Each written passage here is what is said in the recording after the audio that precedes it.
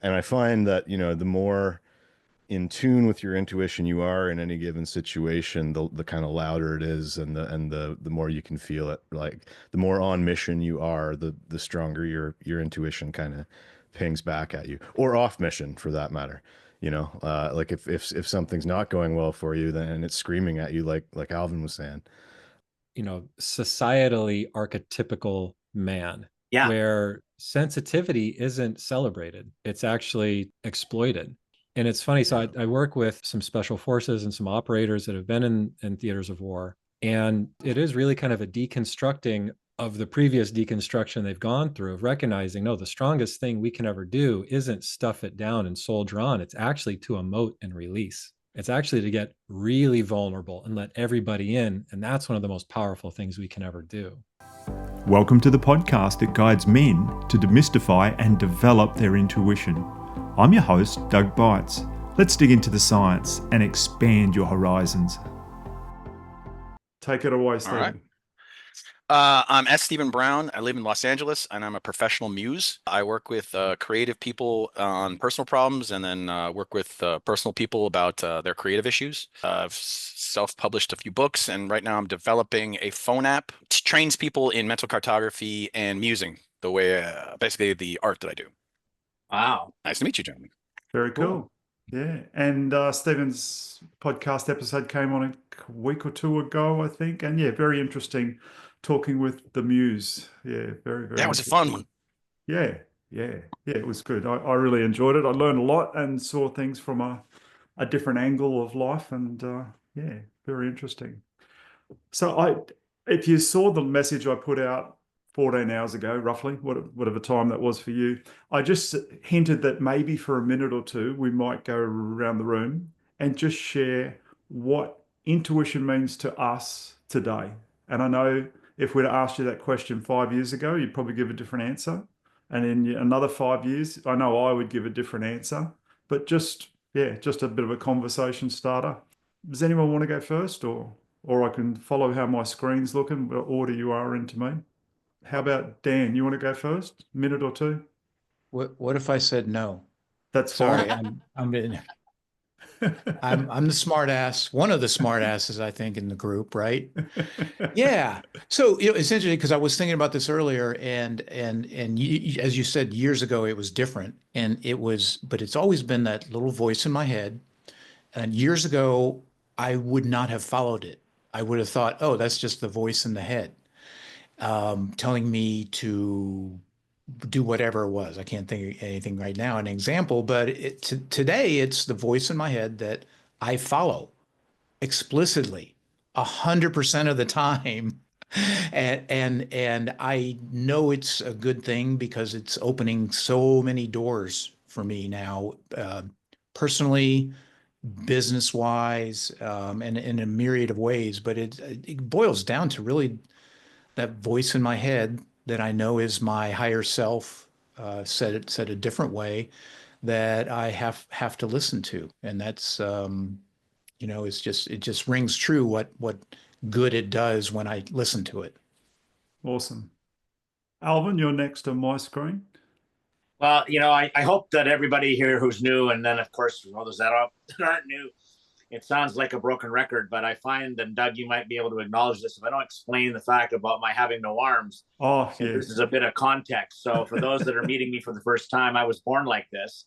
And again, not to get into the whole long story, I was also homeless when I was 5 days old. So I ended up being put in a foster home and had the very, very sincere gift of being raised by a foster mom who was seriously intuitive. She would have never called herself that because this was 1960. But if we're talking about 2025, that's where I think part of me is still in 1960, part of me is in 2025, because some things have never changed. And that is trusting the gut to tell me how to live a life that is not posted anywhere, at least not in 1960. I like to joke in my talks that my mom couldn't exactly Google no arms, right? So the way she raised me was definitely by gut. Not sure what to do, but trusting her gut, and here I am today. So that's why I believe in it. What I never thought I'd see would be a group that talked about it. So this is very, very refreshing, gentlemen, and thanks for having me here again today. All right, and sorry I Yeah, didn't very cool. with that, Alvin. Like I've communicated with you that Yeah, much no. in the last couple of months that I just forget now. Sorry. Hey, just real quickly, Doug, I was in my hometown of Yorkton, Saskatchewan, Canada on Monday. And it's very weird being in an environment where you don't have to go, oh, by the way, I was born without arms and I was given up for adoption and I was raised to use my feet. Because everybody in Yorkton goes, oh, it's just you. Right. Yeah. Right. Kevin, you're up next. I love that. It's just you. It's like, oh, that familiarity is so refreshing, right? It's like, oh, it can just be me. It doesn't have to be any asterisks. Yeah, I appreciate you floating that one early, Doug, because I've been chewing on it for a bit. And for me right now, intuition's about balance and the wisdom to recognize when rest is not laziness, and the knowledge to just grab that, as Dan shared, that hit, that knowledge, that the knowing, the voice, whatever it is, and then take right action. But if we take too much action, we miss the signal. And if we rest too much, then we might miss the action. And so it's this kind of ebb and flow of a balance of the relationship and how we interpret it and how we receive it. And I find what we do with it tends to dictate the quality of experience we have with this thing we call intuition, whether it comes through as a knowing or, a lot of times people receive intuition differently. Sometimes it's a body feeling. Sometimes it's like a neon sign in the mind. Sometimes it's seeing a scene or seeing a word or hearing a word. So finding that place of balance so we can receive in whatever way it comes through, and then taking right action when the time is right based on what we receive. That's kind of how I've been playing with it recently. Awesome. Eric? Can you rephrase the question? My mic was kind of Yeah, off. it was just 1 to 2 minutes on what intuition means to you now, today, currently. Like saying, like years ago, it might have meant something different. In the future, it'll mean something different. But today, what's your 1 to 2 minute take on what's intuition mean for you? I think for me, now it means everything to me. And I say that now is because when I didn't go with it when I was a kid, when I didn't go with it when I was in the military, when I was deployed, I did and I did it, but I didn't understand. And then, of course, as my transition went in, I didn't listen. So what it is, that it lowered my confidence and then it lowered my trust in myself. And then that causes a deep stabilization of my emotions. And I'm really all over the place. So today it means everything. It's like a navigation system that guides me, that tells me what direction to go, and to have more, now to have confidence and trust in me. Because as I was able to stretch out my comfort zone and go in those directions, even though it was uncomfortable, even though it felt scary, even though I felt whatever, I went with it. And when I did, it would, the neurons will come in, the biology will come in. But I think that the main thing is that my confidence started increasing in myself. And then my trust started. It's like little confirmers after you start going in that little forward, a little step. You don't have to be big steps. It could be little steps. And I know the more I did that, the more I was not only able to love myself, but also understand that those phases are going to take some time, and to have some space for grace with myself, to know that I just didn't know what I didn't know back then, and to now know that it's my navigation system and it's going to go with it regardless of how it feels. But it's been an adventure. So if you haven't gone with it, learn to go with it. Awesome. Thanks, Eric. Stephen?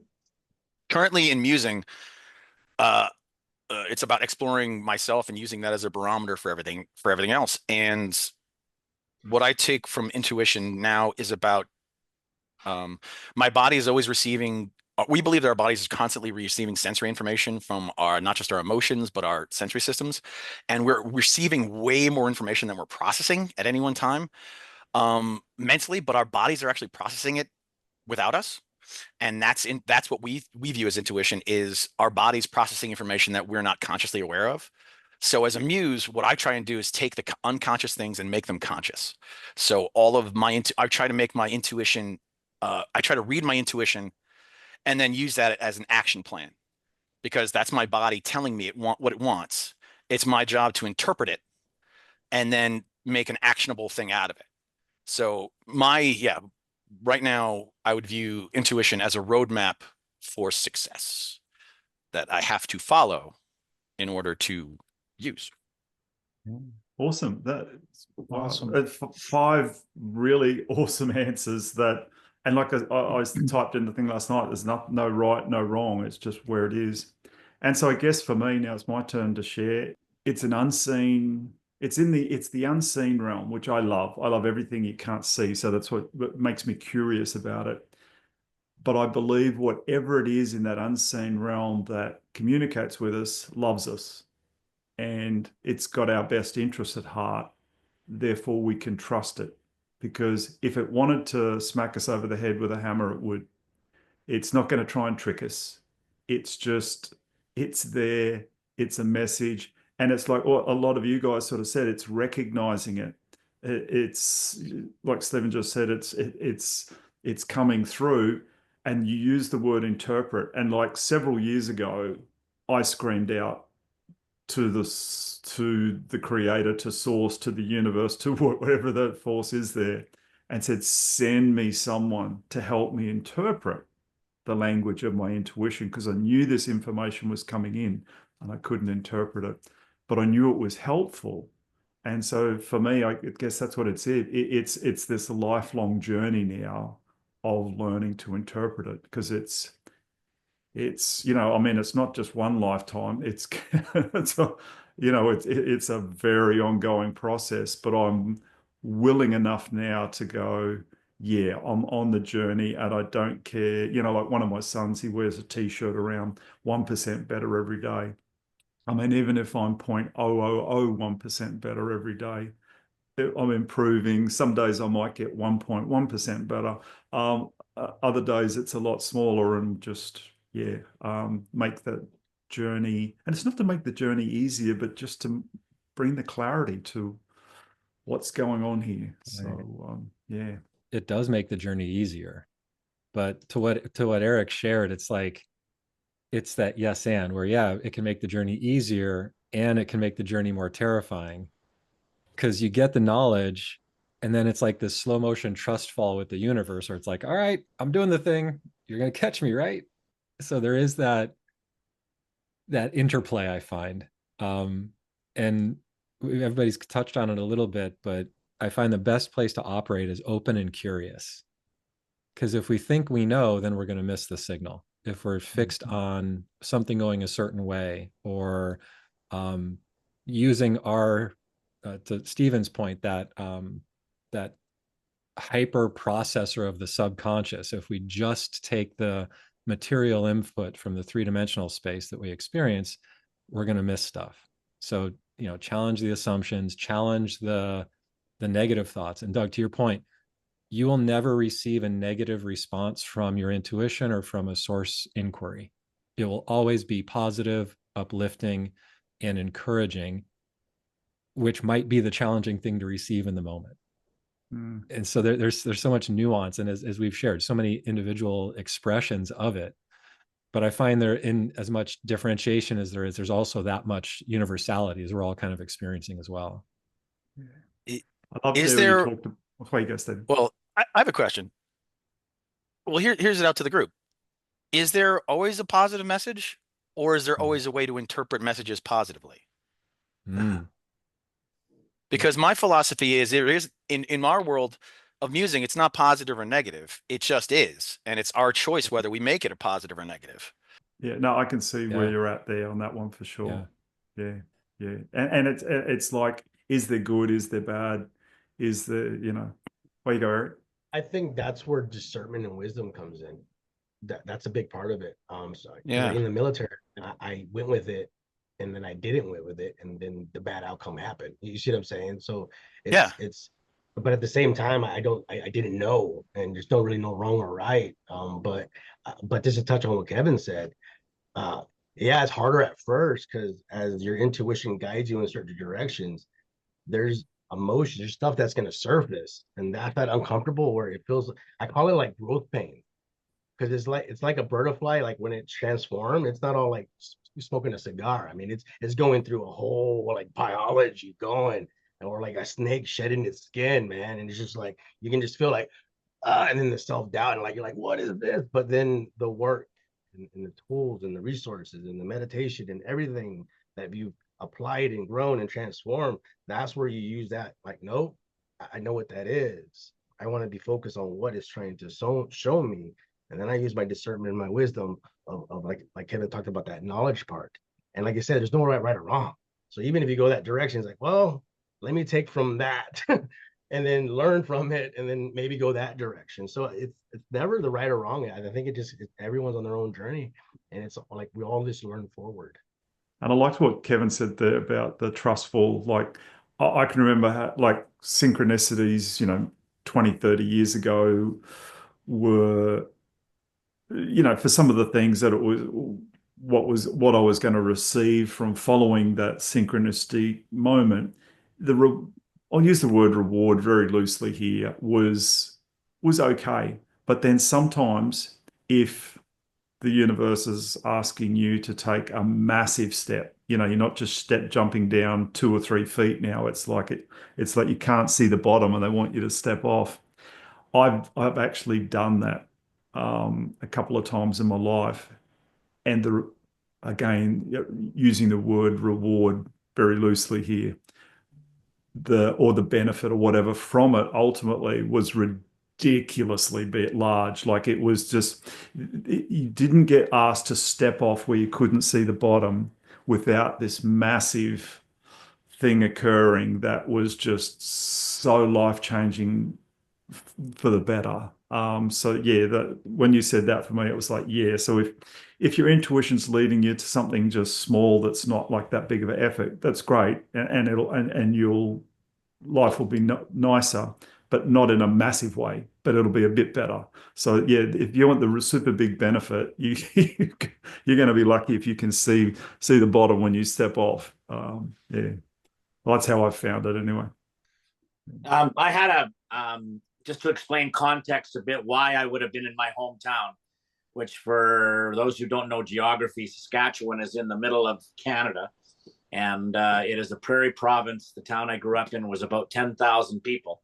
I left there in 1978 after graduating, and it was very interesting going back. I was doing a memorial symposium lecture for the high school I graduated from, sponsored by a service club to acknowledge a young lady who was a leader in the community during her school years in the 80s and was then killed by a drunk driver. So they've always had this memorial symposium for her because she was a student council president in this case. Anyway, the point is, I got very reflective going back to my hometown because, of course, that is what fashions most of us, correct?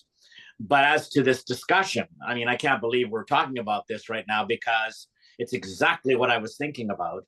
You go back to your school where, in my case, as a musician and performer, I was on the theater stage that I've been on countless times, playing my trombone, playing my drums, acting in drama, theater, musicals, etc.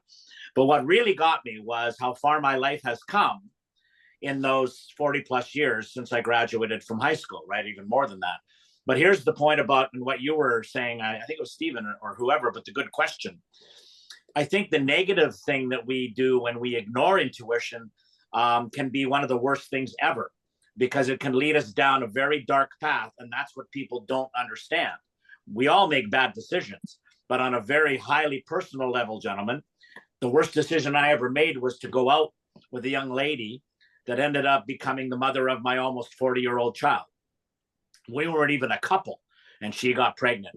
And everybody that met her said, "What are you doing, dude? This is the worst human being I've ever met in my entire life." And as I got to know her a little better, her absolutely stunning looks revealed the dark, ugly person inside, but I didn't see it because I wasn't trusting my intuition. It was telling me, run away, run away, run away. And then before you know it, she got pregnant. And that runaway escape plan took 3 years before I could get away. But the point is to turn that into a positive, when I was out with a very dear friend of mine who was also incredibly intuitive and a guy. He said, I said, why did this happen? Why did I get involved in an abusive relationship where I was abused psychologically, physically, and just an ugly human being? And he said, ready? He said, because you needed to get it out of your system. You had to understand the biggest flaw that would ever be in your life would be your choice of life partner.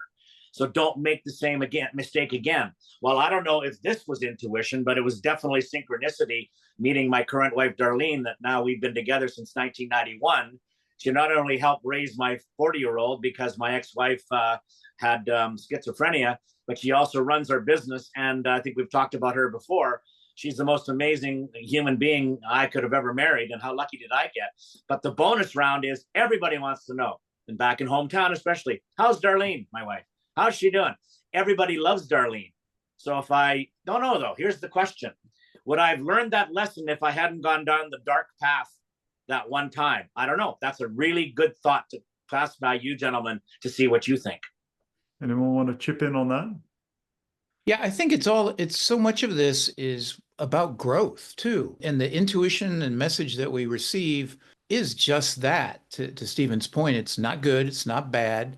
Yet when we follow it and something bad happens, I truly believe I don't like the bad thing.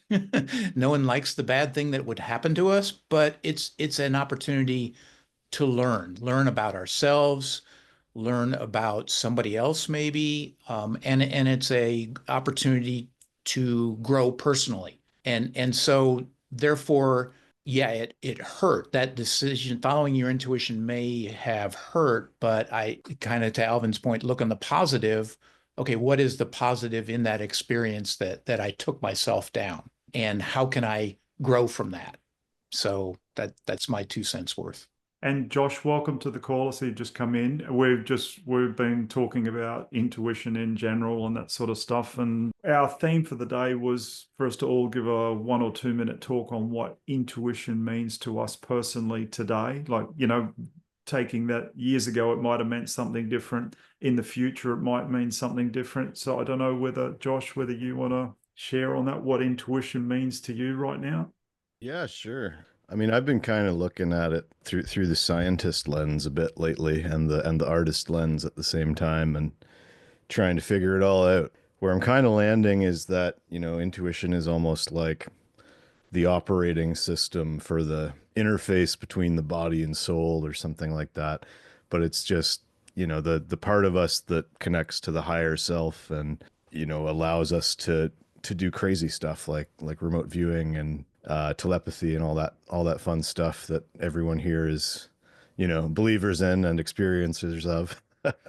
So yeah, it's I've always seen it as almost like this, the proverbial sixth sense, the thing we have that connects us to the divine and allows us to kind of navigate life in a way that for our best, our highest growth and good, and the growth, the growth point both Alvin and Dan made were is huge, right? Like it's I think we're here to grow generally in life. That's the kind of the reason we all take this journey.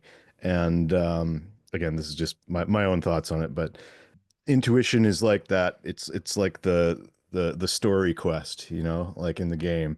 It keeps us on track with where we're supposed to be. And I find that, the more in tune with your intuition you are in any given situation, the kind of louder it is, and the more you can feel it. Like the more on mission you are, the stronger your intuition kind of pings back at you, or off mission for that matter. Like if something's not going well for you, then it's screaming at you, like Alvin was saying. It's yeah, and we just all need to, it can be a battle to listen to those. Sometimes it's quiet, like for me it's frustratingly quiet when it comes to the stock market and things of that nature, but I learn from it too. So it's like I had this idea I should sell something I don't know, 2 days ago, and I was like, okay, so I set a high sell target, and what I should have done was just sell it right then and there, because it tanked the next day, and I was like, oh, I got greedy, you know. So I learned that lesson from that experience, and yeah, I don't know, man. I'm just enjoying the ride these days. And I was interested, you were talking there about, oh, I can't remember exactly what you said, but where it gets quiet, or, you know, you're sensing it. And it reminded me like what Stephen was talking about earlier, like our bodies are this big sensory system to these messages that are coming. I appreciate your awareness for what I shared earlier, because I was kind of conflating like a source message with intuition. So where I've guided inner inquiry or source inquiry with clients, that's where I was meaning there's never a non-supportive answer if we're asking for guidance from God, from source, from the universe. But it's everybody's point, intuition is that interpretation. And I feel like one of the opportunities and challenges is that our intuition is often juxtaposed to our conditioned programming. And the conditioned programming of the subconscious system is so powerful that sometimes it really mutes that somewhat sometimes quieter intuition. So, in the wild challenge is, Alvin, to your experience, you could have gotten enough frequency, vibration, and resonant information just as you were in utero that there was that almost electromagnetic attraction to this certain archetype of female. And so whereas there's a quote goes around that says our system would prefer familiar chaos to unfamiliar safety because all the body knows is what it's experienced. But the soul can expand and know much more beyond that. So reconciling that, sometimes we do, get into relationships that are less than ideal. Speaking personally, sometimes we invest in a company with a friend from high school that ends up being the worst thing you could ever do, but the best thing you could ever do at the same time, because as we've shared, of what I gained from it, of what I'm recognizing, oh, okay, I'm not going to do that again. So depending on that outcome, it's like, it's that perception and shift of nothing's ever happening to me, everything's happening for me. It's for me to connect with what that is, so I can continue on that path with, ideally less dis-ease, let's call it. Anyone want to flow on from there? Well, I think one of the issues I run up against in my work is society versus humanity. I am firmly on the side of humanity, and I feel like there's so many issues that were thrown at us for the convenience of society instead of the actual good of humanity. And so a lot of my work is actually just helping people deal with the incongruities of like, oh, well, I am supposed to be a man. Well, to this point, I've been told a man is supposed to act like this, do that, and they're dealing with all of these conflagrations, like all these issues that have been put on them from society, instead of attempting to dig to their authentic self and find out where there should be. So it's society comes at you from the outside in, and I feel like humanity and intuition goes from the inside out, and that's where I'm fighting. I fight the systems that people are naturally putting themselves in. And that's the real issue, is so many people put themselves in systems and then get trapped. And, the reality is we can do anything we want almost at any time. But so many people are like, I can't do that. It's like, yes, you can. You're choosing not to. Right. You are choosing to stay in the matrix. Mm-hmm. You're accepting all the rules of it. Once you step out of it, you can see all of the bullshit that is not important, that you're forced to do because someone else thinks it's important. And that's where shedding everything is like getting everyone else's values off. Like Eric, you said earlier, a part of what you were going through, you felt like shedding a skin, right? Like a snake. I put it to you that when you felt that, you were actually shedding a skin that someone else put on you. And that's why it felt good. You were getting to an authentic layer. And like, that's what we're doing is we're trying to shed all of the stuff that other people have put onto us and get to who we really are. And that's why, especially men, like, we're not told how to be caring for ourselves, or we're told how to protect and how to defend. But at least that's how I was taught. And so, yeah, this is a kind of group I love. This is why I love this, is like, we're all creatures of the same make, and no one came with a manual. Speaking about the manual, I'm glad you brought that up, because that's what I was thinking, because I was in the military, and when I transitioned out, man, like I said, I had all these titles, all this information. Like, what do I do with all this stuff?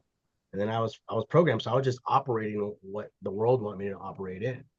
And then I started looking at the military equipment. Well, everything has an SOP, everything has an operating system, everything has a manual, everything has. I'm like, well, what about my manual? Well, where's my manual at? You understand what I'm saying? So as I started learning intuition and the science and everything in there, I'm like, wait, hold up. We do have a manual. We do have an operating system. So Yeah. we just need we just need an upgrade. And those upgrades, we have to maybe open this up, blow it out like the Nintendo cartridge. You know what I mean? Put it in. Yeah. You know what I'm saying? It's just learning, and to everyone has their own secret sauce, their own recipe, their own manual, and it's us to find that out. And once we can align that, and our trajectory will be a little bit smooth. But I feel like we're working in reverse. You know what I mean? Because we weren't taught this as guys. We weren't taught to express yourself. We weren't taught to express and all that. And when we did, it was probably used against us later on. So what we do? We just shut up even more. I'm just gonna be quiet because now I said something, and now I'm gonna get attacked by it. So you know what? I'm just not gonna say. So it's just a lot of suppressed. Like Kevin was saying, I can defend, I can protect, you know what I mean? All that other stuff. But who's Eric? Who's me again? And once I start lining that out and I start understanding that, I think everything started making more sense. Keep that going too. Who had the thought of who is Eric? Who is this behind Eric? Behind the labels, behind the archetypes, behind the outer expression. Because it was painful, because you're trying to, it's like you're going against sandpaper, but at the same time, that sandpaper can mold something beautiful, a sculpture. Yeah. Right? Refining. But yeah, so it's like, it's how we look at it, but at the same time, it's reinventing ourselves. And as we reinvent ourselves, our lenses change, and then we can see through the smokes in the mirrors and be like, oh, I'm not gonna go that way because I can see through the BS. That's really. Have you what branch did you serve in, Eric? I served in the Army. Army. Okay. So the concept of a warrant officer? No. Yeah. Warrant officers. Yeah. Mm-hmm. So the rest of you guys know, warrant officers are not within the same branch of the military. They are not Navy, not Army, not like, they're kind of their own thing, and they operate outside of the system. And they have to develop their own kind of way of learning. And I feel like I have always connected with that of everyone else has their own manliness thing. I've always felt like a warrant officer on my own track, kind of having to develop my own military rank and my own level of respect, because I just didn't feel like I fit in any other system. So I just like, that's one of the things I've related to the military, and not everyone knows what those are, but it just like always felt like, yeah, like most helicopter pilots are warrant officers because they can operate with every branch. But yeah, sorry. Yeah. Just a little mental cartography. Just wanted to point something out to all of you, but especially Eric. I find it very interesting. One of my brother-in-laws, my wife has 5 siblings, and one of them was a military career guy. And he would say that this conversation is just plain stupid, but he's a really good guy. I mean, he's just a really good guy. That's what makes him so kind of different than what I would expect him to be, because he's not a jerk. But the point is, he thinks his sister is absolutely nuts, and that would be my wife. And to talk about a live moment of poignancy while we're talking about this, she has just come upstairs to her meditation room. And I think I might have mentioned to a couple of you before, my wife has gone deaf. So she has a cochlear implant, which means that she can hear, but it's through a mechanical device that's kind of inside her head. Anyway, the point is, she has an hour of meditation at 4 o'clock our time every day, because it's when she goes in her meditation room to take off her device to give her brain a break. But that doesn't mean she's always quiet. So I'm up here, and that's not normal because I usually am downstairs. But I'm for this call in my office next to her meditation room. And I was thinking, who's she talking to? Well, you know what she's doing right now, gentlemen? She's tapping. So she's going through a script and she's tapping. And the first time she told me that I needed to tap, I also said, look, I love you, but, and it's almost like, I don't know, do you guys know what tapping is? Because I'm still not 99% sure. It's close. But I wonder, is that part of what we are discussing today? Is this idea of internal matrix? I love that expression, by the way. I think that was Josh. But I think it's fascinating because I believe it actually works. The trouble is, it doesn't work like driving through the McDonald's to get your burger. It doesn't happen in 45 seconds, right? So I'm curious, just because I heard her tapping, I don't want to interrupt the flow here, but it just hit me. She's next door tapping, and I married her like how many years ago? Decades. And this is the person that I share my life with compared to the psycho I was married to the first time around. Anyway. That's fun. I just went through the McDonald's drive-through before this, so it's funny that you brought that up as an example. Oh man. I put that in the camp of bioneural regulation, which is basically energy hygiene. So most of us are pretty good with washing our clothes, washing our dishes, washing our bodies. Most of us are pretty awful with our energy hygiene. And we were talking about the owner's manual or the guide. I actually downloaded a version of a guide in about 2.5 weeks after this massive experience, which was really kind of this operating system manual of a baseline. How do we thrive in these earth suits? And for me, it's multidimensionally. So tapping is a huge settling response. There's something called a whole brain or a hookup posture, where we're disrupting the nervous system in a positive way. We're shifting back to a whole brain state. We're activating the pineal gland. We're stimulating the vagus nerve. And it's kind of like hitting, if you've ever seen that outlet in a bathroom where it's got the test and the reset. So if water gets in the outlet, it trips so it doesn't fry the circuit. We're very similar. We are electromagnetic. We are thermodynamic, in addition to spiritual, mental, physical, emotional. And so if we can incorporate these additional dimensions of energetic experience and recognize that they are important factors in our regulation, in our regulatory states of the mind, body, nervous system, that's how I find we get more present more quickly. And Alvin, to your point, my goal is like hit it quick, hit it hard, reset. And so I haven't gotten it down to 45 seconds yet as far as brain balancing and breath work, but I've got it down to about 90 seconds. So there's a lot there for us that we can do to really shift into the present moment in a heartbeat. And the key is practicing with it, because consistency is the key. And the downward spiral into worry and fear and shame, the subconscious runs the show most of the time, that's effortless. So this intentional journey upwards needs to be with presence and awareness. Otherwise, we're gonna miss something, or it's too easy to slip back into those old programs. So it's that awareness and balance of, like, for me, it's keep it simple, like the KISS method. What's the tool that's going to get me there the fastest? Whole brain posture and some really intense breath work or tapping. And then, oh, there I am. Hey, where'd you go? I was here the whole time. So Alvin, can you get your drumsticks in your toes and get them up to start tapping on your face and things like that? Like, have you tried that one? No, I actually do this. Okay. There you go. So you've got it already. What I learned is I've got a map of where those zones are. Yep. But as again, the genius in the other room said, it's not about you hitting the zones with your fingers, because your body doesn't know you're using your toes. And that's probably been the most amazing thing, gentlemen. And it sounds really warm and fuzzy and inspiring and yada, yada, yada. But the reality is my brain never formed an image of having arms. So without ever having them from before birth, there's no missing of them, which is why I always tell people that. And they all get, oh, that's so nice. It's not what I said. I didn't say it to be nice. I'm saying scientifically, my body doesn't know what it doesn't have. And I think that's why after birth injury, pardon me, and especially maybe Eric in the world of our heroes that are injured in combat. Not only are they injured in combat, but they are injured in such a violent way that the body and the mind doesn't know how to cope with that change.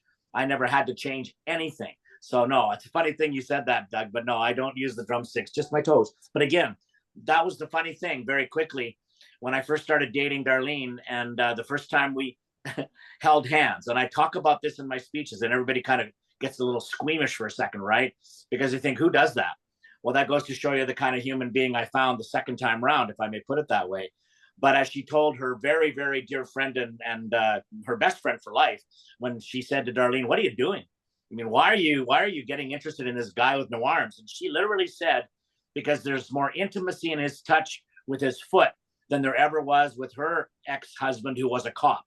Not that he wasn't a nice man, but he didn't have sensitivity in his touch and she theorized, because most of the time he used his hands for violence, not in a negative way. He was a cop, so he was using his hands to control in a violent situation, where I've never used my feet that way. And that was a subconscious thing. Maybe, again, Kevin, I'm got to tell you, man, I was impressed meeting you. that you may very well be easily the smartest dude in the room because of what you know about this, right? But that helps me understand it because I know my wife knows this, but I'm also married to her. So it's really good to hear a third party saying exactly what I've been hearing for the better part of 15 years now, right? And I think that partly goes back to that challenge we talked about of kind of that, societally archetypical man, Yeah. where sensitivity isn't celebrated. It's actually, exploited. And it's funny. So I work with some special forces and some operators that have been in theaters of war. And it is really kind of a deconstructing of the previous deconstruction they've gone through, of recognizing, no, the strongest thing we can ever do isn't stuff it down and soldier on. It's actually to emote and release. It's actually to get really vulnerable and let everybody in. And that's one of the most powerful things we can ever do. And so, one of the hardest things we'll ever do. Yeah. Right. And that's a practice in and of itself, is like getting over that speed bump, getting over that hump, sharing with I instead of projecting with you. And, especially from what you said about your partner's ex, of coming into this situation of sensitivity just maybe wasn't available. That's generational. That just doesn't appear. That's some hard baked in, hardwired stuff into the epigenetics of our lineages.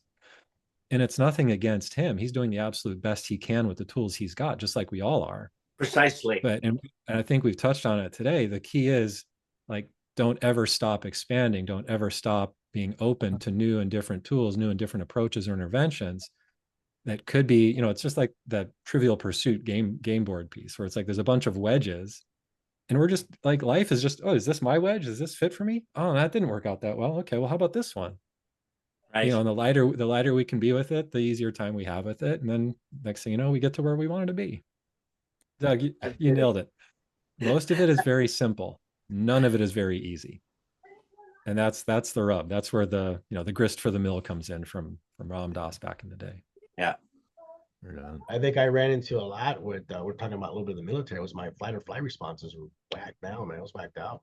And I think that's where the emotions and me, I was a good stuffer. I was like, feel all this emotion. I was like, yeah. Well, that was an interesting thing that you said that you kind of caught on, is like deconstructing the deconstruction. Because if you've been through the military, you've basically been deconstructed once. Like, basic training deconstructs you.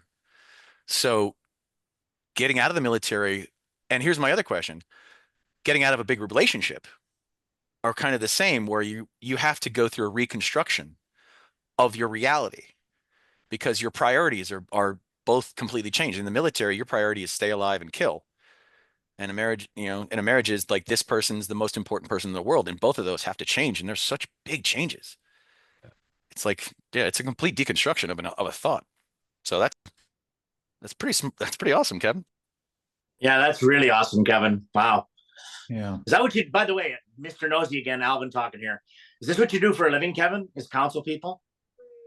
Yeah, subconscious transformation. So I guide people through I've been trying to figure out how to say it, but generally it's subconscious biohacking and spiritual strength training is how I've had clients reflect it to me recently. But yeah, it's unpacking at the subconscious level, shifting, transforming old patterns, emotions, thoughts, creating that new reality that we want to experience on the inside so we can experience it in the world. Yeah.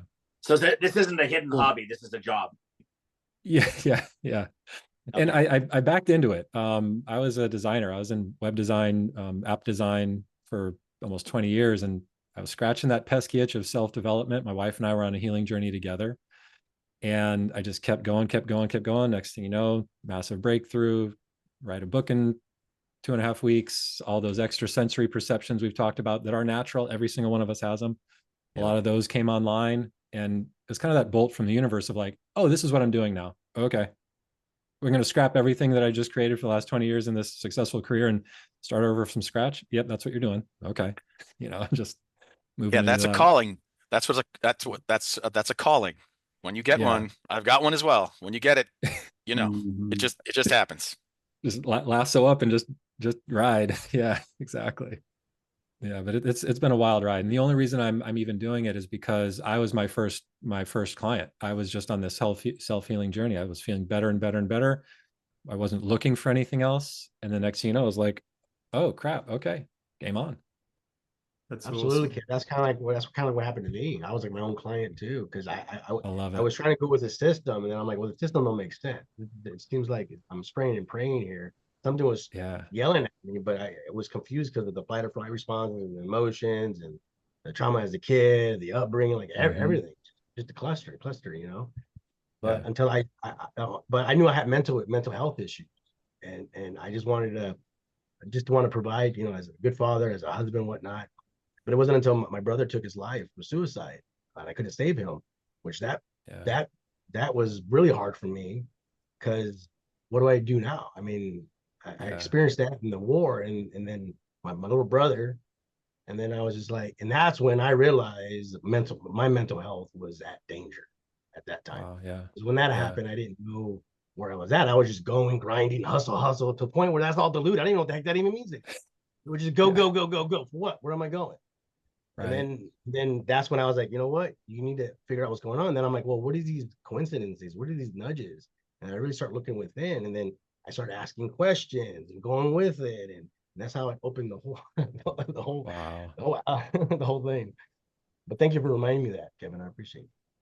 Well, and I feel like that's such another challenge, is that by and large, mainstream intervention approaches are almost primarily symptom focused.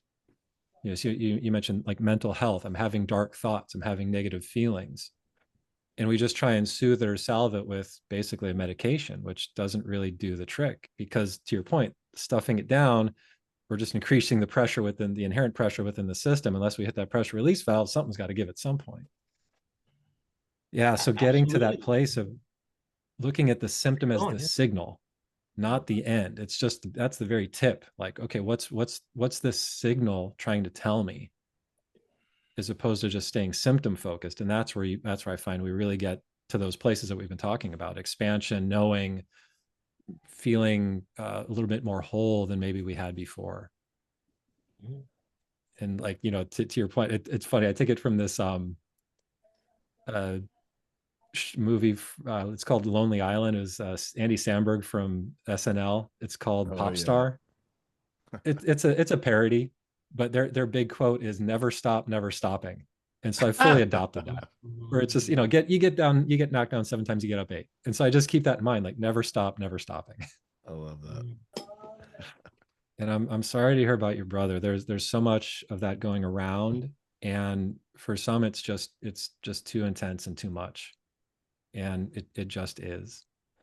And The thing is, Doug, this happened like we've 7 years ago. It happened years wow, ago. yeah, And, yeah, and the thing is, I'm going to a speaking event in Salt Lake City, and I'm supposed to talk about his transformative story. And I thought it was all good to go. Like, well, I'm ready. You know, I'm going to go attack it. And then I'm getting my speech and everything done. And then all the losses that I had through in my life. And then, you know, I was supposed to be a twin, and I wasn't a twin. My twin didn't make it.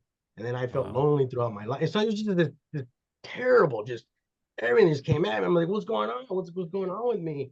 But it's just a reminder. That's why I'm glad I went to the group, because it just reminds me of just how far I've came, how far I've gone, and those anchors and those new baselines that I've created. And I realize more, I'm the resistor. How much resistance do I want to put against myself? It's like the gym. Like, you know what I mean? I want to work out, but how much do I want to how much am I gonna hurt myself if I lift? So I started like, I'm my own resistor. How much resistance am I gonna give myself? That's such a, I mean, if we can all keep that question in mind daily, like how much resistance am I applying to my situation right now? Like that's a huge check-in. That's brilliant. I love that. Yeah, if I can also just, while it's really quiet for a second, and Mike too, Eric, I've just met you, buddy, but my heart, you know, really. But at the end of the day, maybe if this helps, I hope it helps. I acknowledge, especially in my speeches, because I talk a lot. I did this week all students. That was a very rare week for me. But one of them was on Wednesday, was a school in Edmonton that was a special needs school. All the kids were intellectually challenged. So they're in a private school, 200 of them, and they all got something. I call it, you know, the label war. So whether it's OCD or ADHD, et cetera, et cetera. But what the line to them was, and it's very, very powerful in that setting, and I want to use it here. I spent a lot of time, you can well imagine, in my younger years before I learned how to think about this stuff, Why me? And for you, Eric, why you? Why'd that happen to your brother? I have no answer for you, but my answer personally would be, you will never get an answer. It's not. I hope that didn't sound wrong, but there will be no response as to why your brother took his life. Okay, and that's how I've kind of had to think about mine, not in the same context, of course, and not in the same tragic consequence. But when I stopped asking why did I have to be born without arms, everything shifted. Everything shifted. That's powerful. Thank you, Alvin. Appreciate that. Thank you. Well, it's from the heart, buddy, because again, none of us can experience what you experienced. You know, even if we've all gone through something similar, it's never the same. For every one of us, it's never the same. All right, Alvin, I got to ask you a hard question. Yeah. Who's the best Beatle? Well, Who's the best Beatle? I got to say Ringo Starr. I mean, people say his drumming was actually spectacular and like revolutionary. I don't see it. All right, I gotta share something with everybody just because we're changing gears here and maybe a good time to get away from the thing, Eric. But I actually put this shirt on today, not by any intention. But what happened was yesterday when I was speaking in the school I was speaking at, one of the mildly autistic kids in the front row had a pair of headphones on, so that the noise I made when I play my drum in the show didn't affect him. But he was wearing a Beatles t-shirt. So it enacted me and emboldened me, really, because I didn't really want to tell the kids this because it sounds really full of myself. I actually recorded a music video in England in Abbey Road Studios. And when I was playing the drums in Abbey Road Studios, the sound tech came in my headset after the click track stopped in the middle of the song. And I heard the noise from the microphone that was open in the studio. My wife was actually in the room at the same time. And by the way, it's the exact same studio and the exact same surroundings. The new board is digital, but the room itself had not changed a bit. In fact, John Lennon's piano that he wrote his famous song in Abbey Road was sitting right 20 feet away from me. It's still sitting there. Anyway, the point is, I get the track stops and I get halted mid score to stop playing for a minute, and you hear the noise in the background, and everybody who's in the recording engineer booth are just excited. There's vocalizing, like, all the holy crap, holy shit, holy this, holy that, oh my god. And my wife in the middle of it thought it was hilarious because she's known this her whole time with me. And the guy basically said, we're just kind of blown away here, and I've lost my concentration because I've never thought I'd ever see, pardon my grammar, a guy play the drums with his fucking feet. And I've been here for a really, really long time. He says, and I just want to tell you, and this is from the heart, buddy, I've been here 39 years. He goes, Ringo would be jealous. That's amazing. So you're right. You're right, awesome. Stephen. He was not a great drummer. But when I talk about my allegiance to a Beatles band, I got to go with the drummer, man. I got to go with the brother. Well, you earned that shirt. I'm sorry. That story is awesome. You earned that shirt. Yeah, I even got a picture of my three of the band members that we recorded the video. There was 12 of us. Three of the other guys that I was in there, one of the guy in a wheelchair, of us walking across the crosswalk. It's a great photo. So I think you can actually find that on my website if you look close enough. Anyway, Thanks for noticing. But I really did. I thought I put this on. Oh shit, I put this on. Maybe I should get dressed up a little better. But no, it's a great memory. And there, to all of you, to be more serious for a second, my intuition never said, oh yeah, someday you're going to play drums in Abbey Road Studios for a music video, right? It never said that. But what my intuition said, and it was echoing very loudly on Monday in my high school, I believed I was destined for really, really important things. Not big things, not grandiose things, not superstardom, none of that. It wasn't that. It was just, Alvin, if you can go this far by 18 years old and do what you've done, your gut is telling you you can, and here we go, and I mean this, you can do anything. And I think that's, for all of us, we need to believe that we get bumps in the road through all of our travels, but that doesn't mean that they're a wall. They're just a bump. Yeah, and that road could be Abbey Road. Yeah. So but thanks for asking, because it allowed me to brag for a moment. Yeah, and I can't lie, it was a very, very wow moment. Can't lie. I still think about it all the time. Yeah. Well, my studio may not be Abbey Road, but I actually have that same poster plaqued up on the wall in my studio. Excellent. Yeah, Yeah. I'll tell you, if you guys want Yeah. just one more feeling, because I was there, those walls echo. Oh They yeah. really do. I mean, I bet. because, and again, thank you for the gift of intuition, or whatever you want to call it, because it wasn't maybe intuition as much as sixth sense, but I could feel it. I mean, you walk in that building, and as my wife, who's the feng shui master, would say, the resonance in this building is off the charts. There's just no doubt. yeah, Well, and it's real. that's It's one of the- not contrived. That's one of the reasons they say that like performance spaces are all mostly haunted.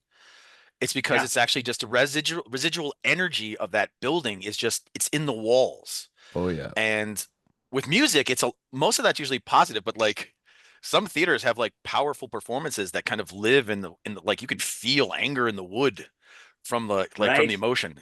Oh, great spaces. Oh yeah. Yeah. Yeah.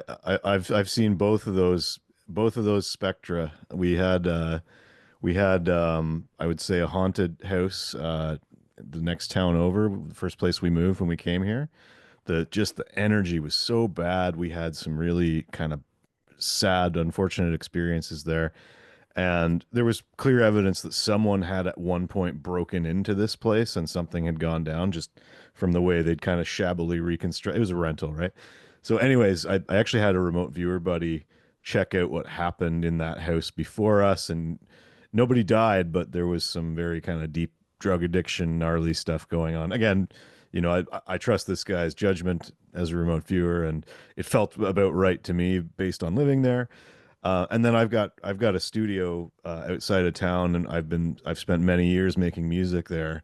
And I've had friends in the music industry who've passed, and I am absolutely certain they come visit me in the studio sometimes, just because you can feel it. You feel their energy come back while you're working on something, and it's almost like you're working together. It's wild to explain, but yeah, and I mean, and not just necessarily people who've departed, but other kind of anytime I've had sort of supernatural experiences, at least in my adult life, it's always been tied to music in some way. And seeing orbs in the woods after we wrote a song for the spirit of that lake, weird stuff like that. Like I think when you connect to the universe through music in an intentional way, that energy, like you said, it resonates, it reverberates, it kind of comes back through you and hangs around you.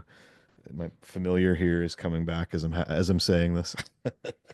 But well, and yeah, as Dan knows, the mushrooms also help, right? Oh yeah, of course. No, I've actually those times that I described, we were sober for those ones. So that one in particular.